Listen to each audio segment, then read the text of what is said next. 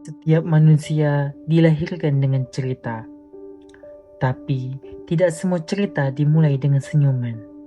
Tidak semua lahir dalam pelukan, dan tidak semua lahir disambut dengan senyuman. Ini adalah kisah seorang anak yang dilahirkan dari luka, namun memilih untuk tetap bertahan. 28 Februari 2005, lahirlah seorang anak laki-laki yang diberi nama Ahmad Nur Hadi. Ya, itu aku sendiri. Aku dilahirkan di hari itu, bukan disapa oleh senyuman, malah disapa oleh perjuangan. 6 bulan di rumah sakit, menginap di sana, di ruangan ICU dengan detakan jantung monitor, serta selang yang ada di hidungku, menandakan aku harus dirawat inap selama 6 bulan. Bukan karena apa, itu karena ada infeksi yang bermasalah di pusatku. Bukannya di saat itu aku dipangku oleh ibuku, malah aku harus tidur terbaring di dalam kaca atau di ruangan ICU. Di umur 2 tahun, aku belum sempat merasakan peluk hangatnya seorang ayah. Ya, aku kembali merasakan pahit getirnya kehidupan. Setelah 6 bulan dirawat di rumah sakit, sekarang aku harus merasakan pahitnya kehilangan seorang ayah. Ayahku pergi untuk selamanya meninggalkan aku dan ibuku. Selama 12 tahun aku hidup bersama ibuku. Ibuku memerankan langsung peran ayah dan juga peran ibu. Itulah ibuku.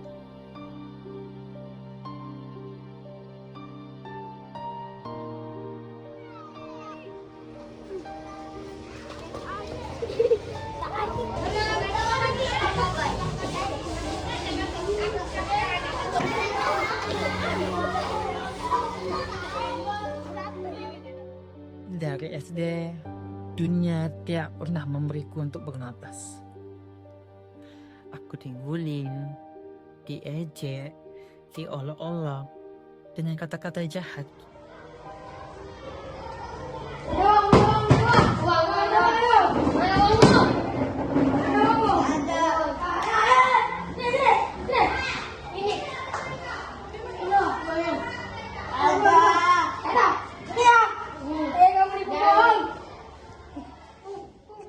Ibuku tidak lepas juga dari olokan-olokan teman-teman. Itu semua sudah seperti makananku sehari-hari. Aku menelan sedalam-dalamnya. Aku tumbuh bukan dengan tawa, malahan aku tumbuh dengan bertahan.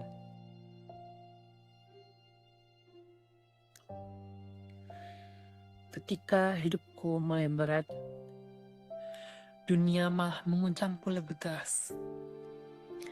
Ya, tepatnya di umur 12 tahun, 4 hari sebelum ujian nasional, aku ditinggalkan sendirian, tanpa support system dari ibuku.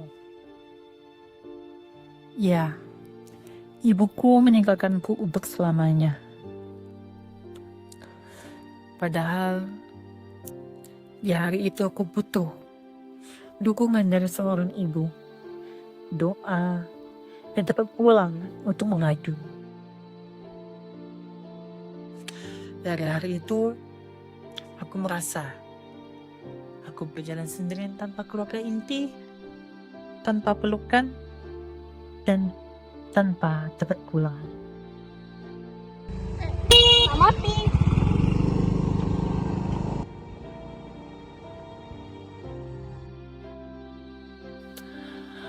Trauma itu tidak hanya berhenti di masa SD saja.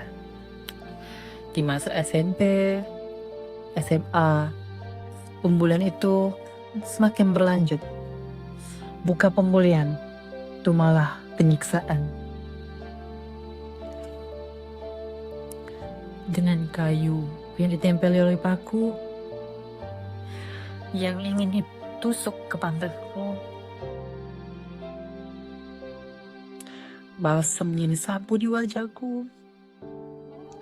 Dan titik yang melekat di pakaianku. Muka di kau peta. Bodoh tolol. Kau usah hidup juga lagi. Sampai bukan saja di sekolah, pulang ke rumah, ketemu dengan keluarga, aku juga dihina dan dibully. Mereka mengatakan bahwa mukaku mirip dengan Dajjal.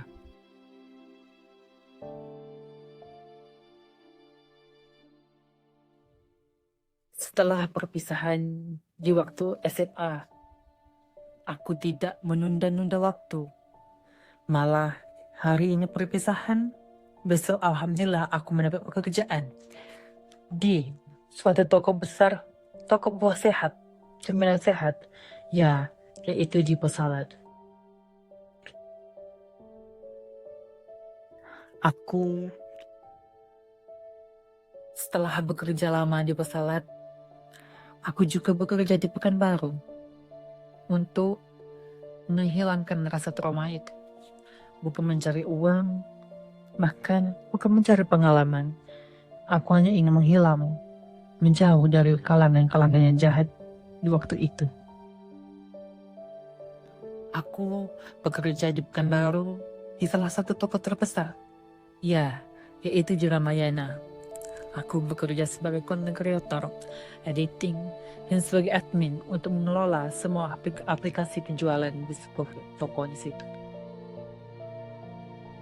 Hidupku berpindah-pindah bukan karena ambisi, tetapi karena kebutuhan dan melupakan semua ingatan-ingatan itu.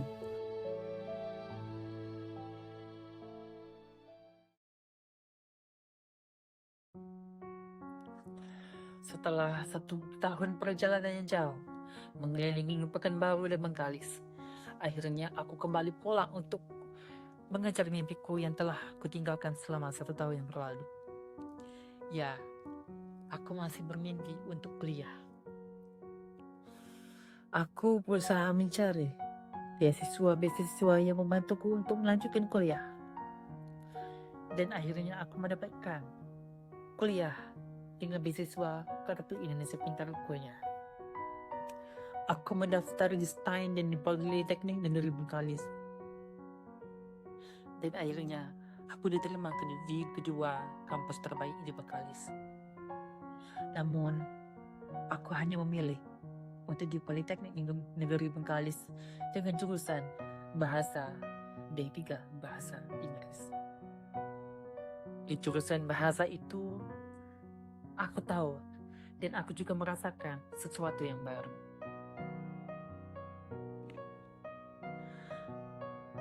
Teman-teman yang baik, lingkungan yang tidak menghakimi, orang-orang yang tidak menertawakan luka. Untuk pertama kalinya, aku merasakan kebebasan untuk berekspresi dan juga ketawa karena aku merasa aman dan nyaman di lingkungan baru itu. Aku adalah anak introvert yang tidak pernah menceritakan diriku kepada orang lain. Malah, aku selalu bercerita kepada kamarku yang menjadi teman terbaik bagi diriku.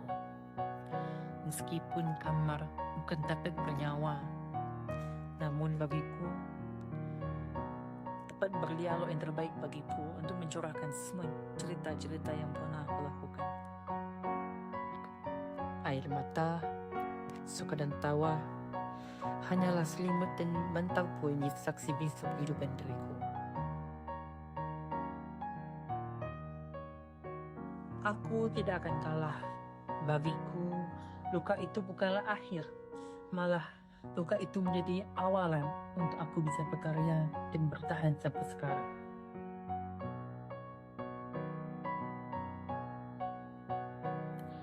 Kisah ini bukan tentang kesempurnaan.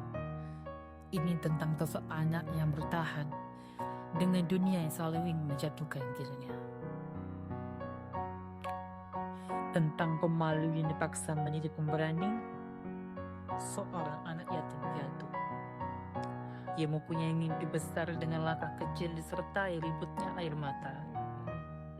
Dengan tekad, sabar dan ikhlas, serta keberanian untuk hidup meskipun disakiti ribuan kali. Inilah kisahku, Ahmad Muhadim. Kisah seorang pejuang dan tumbuh dari luka.